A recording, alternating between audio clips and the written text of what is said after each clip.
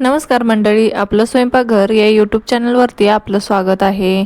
आज आपण 1.5 वाटी रव्यापासून अगदी कमी वेळात आणि कमी साहित्यात बनणारी भन्नाट अशी रेसिपी पाहणार आहोत।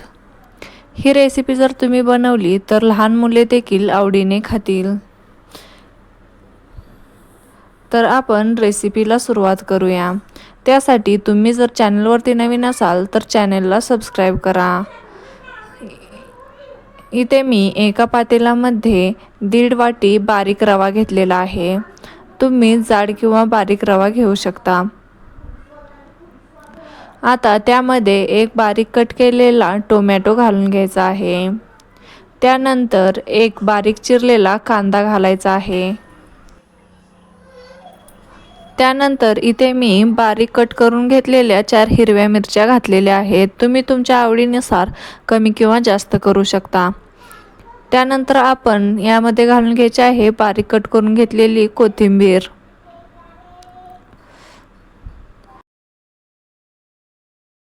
त्यानंतर याच्यामध्ये आपण एक लहान वाटी दही घालून घ्यायचा आहे।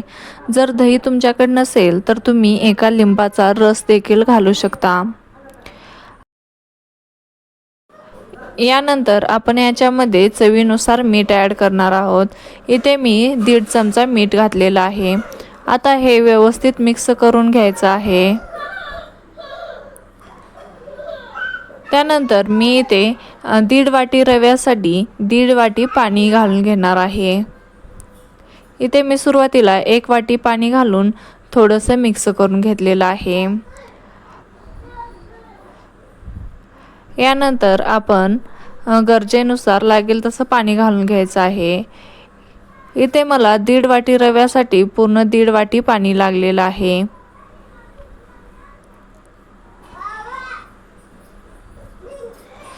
अशा पद्धतीनं सर्व भाज्या त्या रव्यामध्ये मिक्स करून घ्यायच्या आहेत।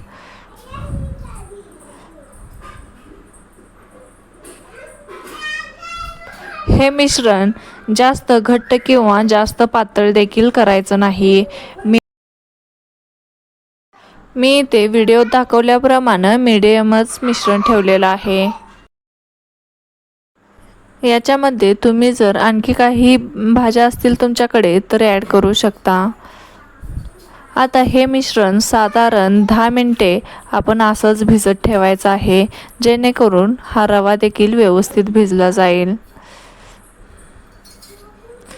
तोपर्यंत आपण खोबऱ्याची चटणी तयार करून घेऊया। मी एका मिक्सरच्या भांड्यामध्ये अर्धी वाटी खोबरं आणि 4 हिरव्या मिरच्या घेतलेल्या आहेत। त्याच्यामध्ये हिरवी कोथिंबीर देखील घालून घेतलेली आहे आणि थोडंसं पाणी घालून हे मिक्सरला अशा पद्धतीनं फिरवून घ्यायचं आहे। तर आता ही तयार झालेली खोबऱ्याची चटणी एका बाउलमध्ये आपण काढून घ्यायची आहे।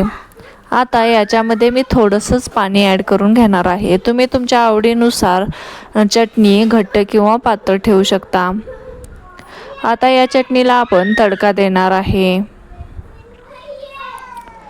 तर त्यासाठी मी गॅसवरती तडका पॅन घेतलेला आहे आणि त्याच्यामध्ये अर्धी पळी तेल घालून घ्यायचं आहे। तेल व्यवस्थित गरम झालं की त्याच्यामध्ये अर्धा चमचा मोहरी घालून घ्यायची आहे। मोहरी व्यवस्थित तडतडली की गॅस लगेच बंद करून घ्यायचा आहे आणि त्याच्यामध्येच आपण अर्धा चमचा जिरे आणि कढीपत्ता घालून घ्यायचा आहे आणि आपण हा तडका त्या चटणीला दिलेला आहे। अशा पद्धतीनं आपली चटणी तयार झालेली आहे। तोपर्यंत आपलं हे मिश्रण देखील व्यवस्थित भिजलेलं आहे। आता आपण गॅसवरती आप्पे पात्र गरम करून घ्यायचं आहे आणि त्याच्यामध्ये चमच्याच्या साहाय्याने थोडंसं तेल घालून घ्यायचं आहे।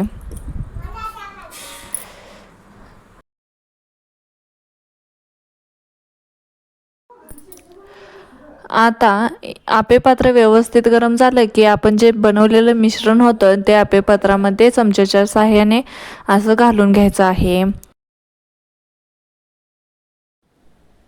या सर्व मिश्रणाचे आपण अशा पद्धतीने आप्पे बनवून घेणार आहोत।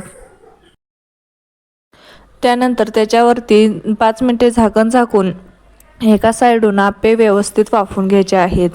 5 मिनिटामध्ये एक साईडून आप्पे व्यवस्थित भाजले जातात.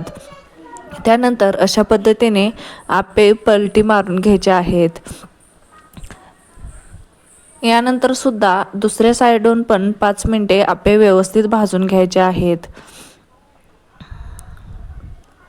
आणि परत झाकण झाकून 4 ते 5 मिनिटे परत एकदा वाफ काढून घ्यायची आहे.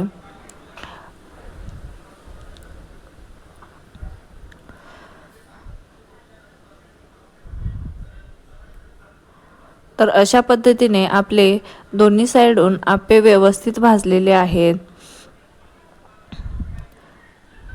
तर ही झटपट रवा आप्पे रेसिपी कशी वाटली कमेंट करून नक्की सांगा आणि व्हिडिओ आवडला असेल तर व्हिडिओला लाईक आणि चॅनलला सबस्क्राईब करा.